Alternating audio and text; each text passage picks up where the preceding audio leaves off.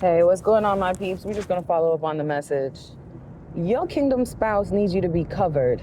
Your kingdom spouse requires you to be covered under God's plan, under God's manipulation, under God's understanding, under God's discernment, under God's earth waves, under God's motion, under God's biblical instructions. Your kingdom spouse requires you to be disciplined. Your kingdom spouse requires you to be ready, in preparation, in pruning season, okay? Yes, there was a situation in this last, I guess you could say within the last year, where either your kingdom spouse could have been with somebody else, your kingdom spouse could have been dating someone else, not necessarily married, because God's not going to give you somebody who is a previously married, okay? If you are a divorcee and you're looking for a kingdom spouse, your kingdom spouse should have been given to you. So you would have to ask God for forgiveness. And some people ain't gonna like when I say this, but you're gonna have to ask God for forgiveness in order to give you the right spouse. Because maybe you got married too early and didn't know what you were doing. But there's a lesson in that to be learned as well. So now, those of you who have never been married, maybe had relations, maybe had children already, I'm talking to you guys who are also single, still looking for your kingdom spouse, okay? Once you have given your soul and your might and your body and your whole entity to the Most High, Yahweh, the Lord, then you will be in alignment to receive all the gifts that God can give you. God can't give you your divine kingdom spouse, your divine inheritance, fully in full effect, unless you are walking in alignment with what his mission is for your life and your livelihood, okay? So when it comes to spiritual warfare, all right, and you praying for blessings for your partner, you infusing a sense of leadership within your life so that your divine spouse can see the gloriousness within you and be able to come into union with you because they see, hey, you know, my divine spouse is walking in alignment with God. So what is hindering me from doing that? What is holding me back from doing that? Okay, let me look at myself. Let me be a reflection for myself. Let me clean off my mirror. Let me clean off my shades. Let me take off my horse blinders and let me try to move forward in the direction in which I'm supposed to go so that I can actually receive also my wife or future husband. And some kingdom spouses already have a business. Some kingdom spouses already have children. Some kingdom spouses have already been in situations that you would wonder, how in the world could this person show up and be the person that I'm supposed to be with? God will deliver them, but you have to be the, the stepping stone. You have to be the catalyst to their deliverance. You have to be able to pray about the foundation that you guys are going to have in the near future. You have to be able to put yourself in a position where, God, I'm trusting you to lead me to the person I'm supposed to be with. You're not supposed to be out here frolicking. I'm so sorry to say this. You're not supposed to be out here testing the waters just because it feels good. That's operating in the flesh. You're not supposed to be out here wandering. You supposed to be working on your childhood wounds, making sure that you're not bringing that into your future relationship. You're supposed to be working on past grief. You're supposed to be a very mechanical individual right now in your life. You're supposed to making things whole already so that when you come together, it's two wholes becoming one whole, right? It's not two halves becoming one whole. It's two wholes becoming one entire whole. Right? They got the back end, you got the front end. You know, like you need a front door and a back door. Both doors have to function in order for there to be nothing going in the back and nothing going in the front that is not divinely orchestrated. Okay? So now you have to be like the you know, when they're making a movie, you have to be the production. You have to lay the grounds, right? You have to be able to teach yourself techniques so that when this person comes in, you're not franticking. You know what I mean? You're not thinking, oh, this is just, you know, I'm sorry to say figure of speech, shits and giggles, okay? I'm not just doing this for fun.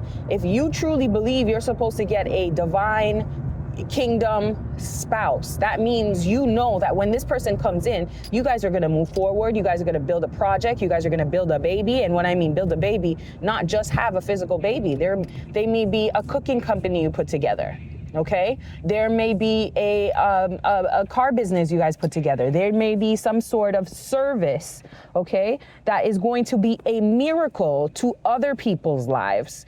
And you need to collect the equipment. When you're starting a business, what do you have to do? You have to start the map. You have to start the plan. You also have to collect some things. And it may not get off the ground right away. Okay, you're gonna have to check if you have the credit. You're also gonna have to be able to clean out things in your life that don't serve you, because those things can't come with where you're going, can't move with the direction you're going. And you may be saying, but I've been here like 5-10 years. I've been loyal and faithful. I've been committed to the Most High. I've been going to church. I've been praying. I've been living my best life in the Most High, and there's nobody anything could tell me. If you haven't cracked open your own gifts, if you haven't found where your treasure is, okay, then no, you're not there yet. You need to be able to know what God has commissioned you to do, your purpose, your direction. Where is your academy? Where is your, essence lie within God's kingdom, so that when your partner comes in, you can say, okay, baby, this is what I bring to the table. I got oranges and apples. What do you got? Oh, you got grapes and you got rice. Okay, what are we gonna make with grapes, apples, oranges, and so on? Because if your person comes in and says, I got rice, and I got, you know what I mean, I got a little bit of rice, I don't really know what else to do with, what you guys gonna make? And with rice and dried grapes, you can make what? Rice, what do you want to call it? Rice, raisin rice? You can make raisin rice. With the oranges, you can serve as an appetizer. Come on now, okay? So 717, all right, is popping up. And I want you guys to be able to crack open yourself. Crack open the parts of you that you've never cracked open, okay? Don't let somebody else come in and crack it open, because your divine spouse can come into your life and be like, what? This ain't who I'm supposed to be with. And you miss that boat and have to wait until God brings that person back around to you, okay? Because you were not prepared to say, this is what God sent me here to do, so I'm ready to go. You have to understand the values in which you carry. You know what? I am not going to be in a relationship that, involves, let's just say, most people will say, I don't want to be cheated on, okay? What about all the other things? Don't forget those things. I want someone to be able to wake up in the morning and, say goodnight to me, or say good morning to me. I want that conversation. You have to discuss these things. These are very important. These are part of your love languages. I worry. I'm a worrywart, which you shouldn't worry if you're walking in divine light, okay? But we are human. We are of the flesh. Things do happen. You got to be able to discuss this with your kingdom spouse. I'm a worrywart, so I'm going to need you to tell me that you finished your shift and you're on your way home. And for some people who have always lived their life alone, they don't even think that may be a contributing factor to why your relationship won't break. Or if the person's coming from a lifestyle that you didn't agree with, is that lifestyle completely nullified? Is that lifestyle completely out of, the way that you guys can actually grow? It could be drinking, it could be smoking, it could be extra people, it could be having a long list of exes in your phone. Some of those things have to be, looked at and said, okay, poof, gone, vamoosh, okay, right? They say, the Holy Spirit isn't magic, but there's some things we could do that can be in our life that we can go poof, vanish, alakazam, okay, cut that. All right. And I think in one of my other audios, I had expressed that what you could do is cut off all your hair if you're trying to take an ex, okay, from out of your system. You could cut off all the bodies of your hair, your eyebrows, your hair, your legs, right? And you get some frankincense and myrrh and you grind that up real good, okay? And you burn it and you ask God to relieve you of all exes that were in your life connected to you. And by all means, pray Psalm 7, okay? You need to be walking within your north node, Okay, and when people talk about North Node, they talk about your purpose. They talk about your higher and best self. And even when you're talking about matters of the heart, you know, love is not just today. Love is not just part-time. Love is every day. There's no like, today I give you love, tomorrow I don't. You know, the Bible teaches us not to delay things. So if I can give you love today, let me give it. And you need to be that person where you're giving and providing love to yourself, to your family, to your friends, because it can invite more. It cannot invite more love if you're in a place of stagnation, waiting. You know those things where it's like, if you stay at home and you never go out, how are you going to meet somebody? There's facts to that, you know? And not everybody in the church is your husband, and not everybody in the church is your wife, right? There's a lot of broken people in the church, and not because they're attending means that they're going to end up being who you're supposed to be with. I already said it in one of my previous videos. Test God.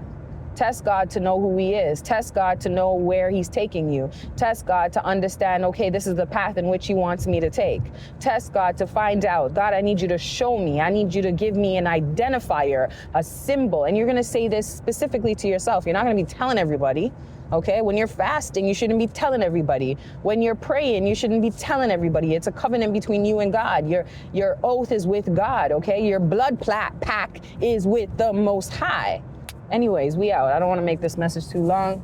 I hope I enlightened you, and I hope I gave you a little bit of faith and encouragement to understand that even when you think that I've done everything in the book, oh my God, I've done everything in the book, I myself still have lots to work on, okay? And before I receive my kingdom spouse, I know I have to break up foundations with him, within, around him, and foundations within, around myself. And I have to be able to be ready. Okay, it's like cultivating. The womb has to get ready in order to receive the child, because you never know, someone can come in your life and boom, you're pregnant the next day, because that is what God destined for you guys to be in. You know, boom, you're engaged the next day. Boom, you're buying a house with your kingdom spouse. Boom, boom, boom, boom. Like, things just happen in according. You know, it's like a symbol. It's like a symphony. Ding, ding, ding. Like, it just goes one after the other, after the other, after the other, after the other. There won't be no renting of cars. There won't be renting of a place. There won't be no stagnation. And even if there seems like there is, that's where you get on your knees. That's where you get on your bed. That's where you cry out unto the Lord and you say, Lord, I need you to show me where, in which the direction I need to go. Because when this person comes in, you're going to need even more strength. People are going to fight against this. People don't want anything spiritually set by God to win over the masses, because when it does, it'll be an earth shaker. It'll change the economy.